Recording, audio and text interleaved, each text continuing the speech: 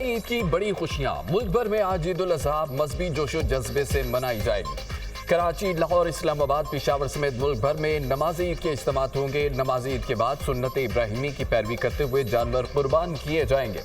صدر مملکت اور وزیر اعظم کی قوم اور عالم اسلام کو عید کی دلی مبارکباد۔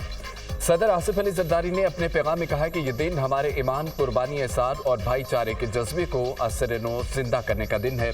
دعا ہے اللہ اس دن کو ہمارے ملک اور پوری امت مسلمہ کے لیے خیر، برکت، اتحاد اور خوشحالی کا ذریعہ بنائے۔ وزیر اعظم نے اپنے پیغام میں یہ کہا کہ عید الاضحیٰ کا پیغام صرف جانور کی قربانی تک محدود نہیں، یہ اپنے نفس، خواہشات اور مفادات کو اعلیٰ مقاصد کے لیے قربان کرنے کا درس دیتا ہے۔ ہمیں آج کے دن خاص طور پر اپنے فلسطینی بھائیوں اور بہنوں کو بھی یاد رکھنا چاہیے جو ایک بے رحم اور غیر انسانی مظالم اور بھوک کا شکار ہیں۔ دنیا میڈیا گروپ کی جانب سے عید کی خوشیاں مبارک۔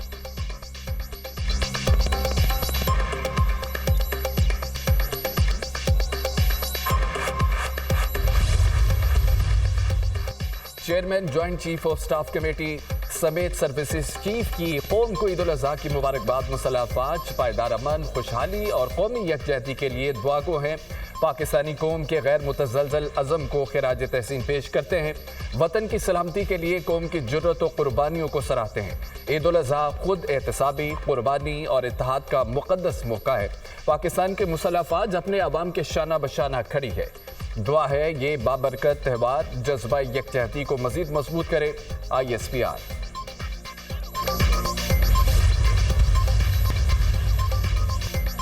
وزیر اعظم شہباز شریف اور سعودی ولی عہد محمد بن سلمان کی ملاقات باہمی دلچسپی کے امور، دو طرفہ تعلقات اور خطے کی سیکیورٹی صورتحال پر تبادلہ خیال، معاشی اور دفاعی تعاون پر بھی بات چیت، علاقائی صورتحال اور امن و استحکام کے لیے مشترکہ کوششوں پر بھی گفتگو۔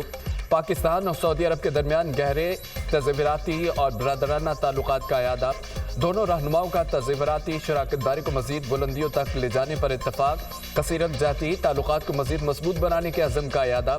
وزیر اعظم کا دونوں ممالک کے درمیان بڑھتے ہوئے تعاون پر اطمینان کا اظہار۔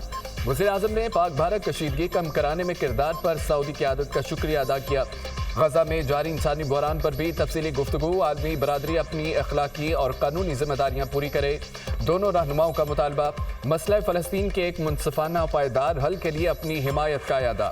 ملاقات میں نائب وزیر اعظم اسحاق ڈار اور وفاقی وزراء محسن نقوی و عطا تارڑ کی بھی شرکت۔ فیلڈ مارشل سید عاصم منیر بھی پاکستانی وفد میں شامل تھے۔ سعودی ولی عہد محمد بن سلمان نے وزیر اعظم شہباز شریف کا پرتپاک استقبال کیا۔ دونوں رہنماؤں نے ایک دوسرے کو عید الاضحیٰ کی دلی مبارکباد پیش کی۔ وزیر اعظم کی شاہی دیوان میں سعودی ولی عہد کی جانب سے دیے گئے خصوصی زرانے میں شرکت۔ سعودی ولی عہد خود گاڑی ڈرائیو کر کے وزیر اعظم کو شاہی دیوان لائے۔ دونوں رہنماؤں کے مابین غیر رسمی گفتگو بھی ہوئی۔ وزیر اعظم کا 2 روزہ دورہ سعودی عرب مکمل، وطن واپس روانہ۔ گورنر جدہ، سعودی و پاکستانی سفیروں اور اعلیٰ سفارتی اہلکاروں نے وزیر اعظم کو الوداع کیا۔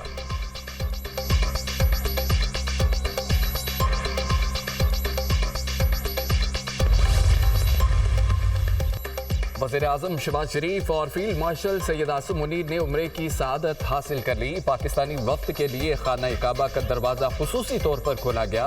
وزیر اعظم اور فیلڈ مارشل نے وفد کے ہمراہ خانہ کعبہ میں نوافل ادا کیے۔ آپریشن بنیان مرصوص میں عظیم فتح پر اللہ کا شکر ادا کیا۔ ملکی ترقی و خوشحالی، کشمیر اور فلسطین کے مظلوم عوام کے لیے خصوصی دعائیں کی گئیں۔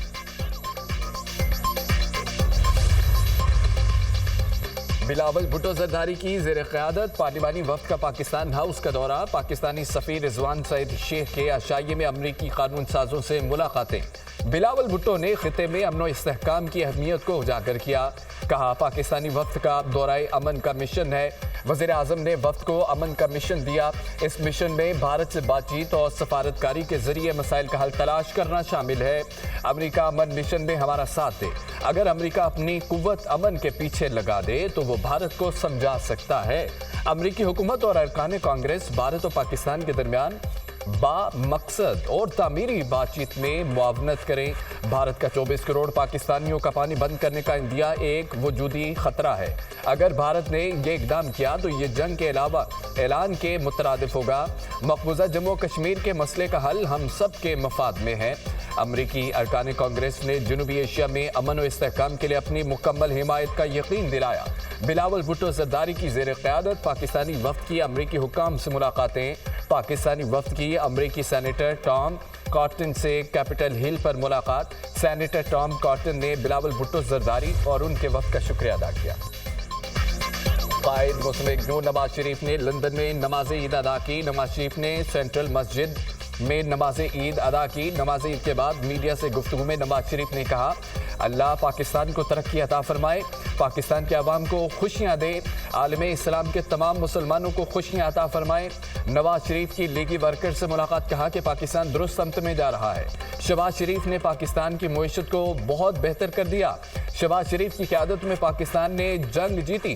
فیلڈ مارشل کی بہترین حکمت عملی نے بھارت کے خلاف جنگ میں فتح دلوائی۔ سید آصم منیر فیلڈ مارشل کے عہدے کے حقدار تھے، انہوں نے بھارت کو شکست دی۔ مریم نواز عوام کی بہتری کے لیے انتھک محنت کر رہی ہیں۔ مریم نواز کی قیادت میں پنجاب حکومت نے متعدد نئے منصوبے دیے۔ اسمبلیال الیکشن میں بڑے مارجن سے فتح لیگی حکومت پر عوام کے اعتماد کا اظہار ہے۔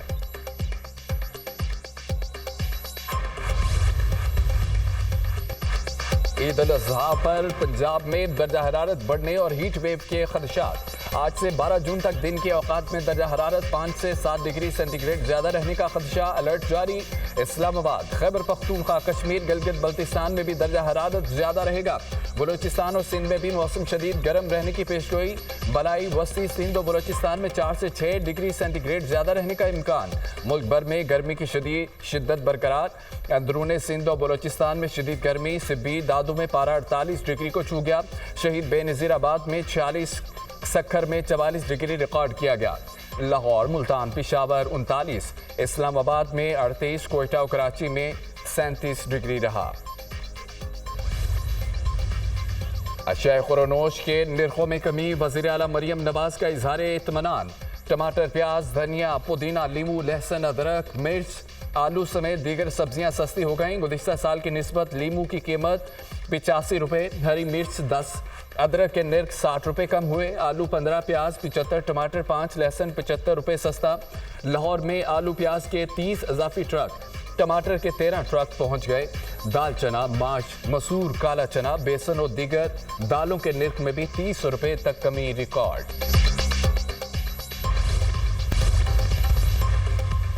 Mayor New York city Eric Adams کی پاکستان کے وزیر مملکت برائے crypto and block chain Bilal bin Saqib سے ملاقات۔ میئر ایڈمز نے کہا ہے کہ نیو یارک کو لاہور سمجھتے ہیں۔ نیو یارک سٹی اور پاکستان دونوں نے ڈیجیٹل اکانومی کی ترقی کے لیے وقف کرپٹو کاؤنسلز قائم کر کے جرأت مندانہ اقدام کیے ہیں۔ ملاقات میں ڈیجیٹل اثاثے کی معیشت کو بڑھانے کے لیے مشترکہ چیلنجوں اور طریقوں پر تبادلہ خیال کیا۔ پاکستان اور امریکہ کے درمیان ڈیجیٹل اثاثوں کے درمیان میں میدان میں تعاون بڑھانے کے طریقوں پر بھی گفتگو کی گئی۔ اسپیکر قومی اسمبلی اور چیئرمین سینٹ کی تنخواہوں میں اضافہ۔ اسپیکر قومی اسمبلی اور چیئرمین سینٹ کی تنخواہ 13 لاکھ روپے مقرر۔ اضافہ 1 جنوری 2025 سے لاگو ہوگا۔ وزارت پارلیمانی امور نے تنخواہوں میں اضافے سے متعلق نوٹیفیکیشن جاری کر دیا۔ اسپیکر قومی اسمبلی اور چیئرمین سینٹ کی تنخواہ 2,05,000 روپے تھی۔ حکومت نے اس سے قبل ارکان قومی اسمبلی اور سینیٹرز کی ماہانہ تنخواہ میں 5,19,000 روپے اضافے کی منظوری دی تھی۔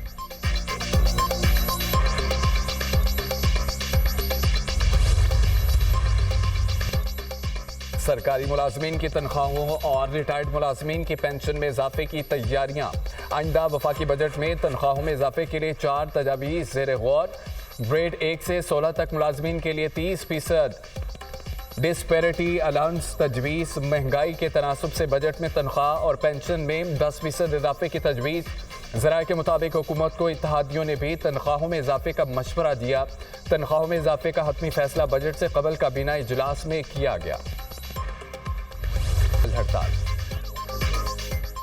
عید قربان پر بھی فلسطینیوں کی قربانیاں تھم نہ سکیں۔ عید الاضحیٰ کے روز بھی اسرائیلی فوج کی غزہ پر بمباری۔ 24 گھنٹے میں مزید 70 فلسطینی شہید۔ اسرائیلی فوج کی خان یونس اور غزہ پٹی پر بمباری، ماں 2 بیٹوں سے محروم ہو گئی۔ شہداء کی مجموعی تعداد 56,677 ہو گئی، 1,25,530 زخمی۔ اسرائیل کے تابڑتوڑ حملے، امریکی امدادی مراکز پر خوراک کی تقسیم تاحال معطل۔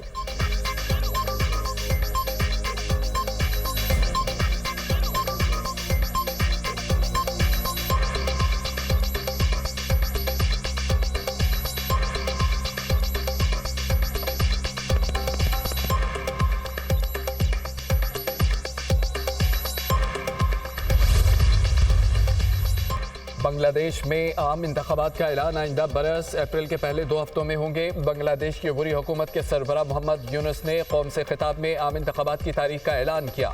کہا کہ عام انتخابات کے بارے میں تفصیلی روڈ میپ الیکشن کمیشن جلد فراہم کرے گا۔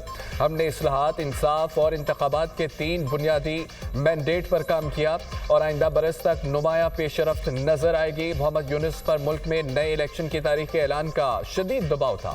سیاسی جماعتوں نے ان کے خلاف مظاہرے بھی کیے تھے۔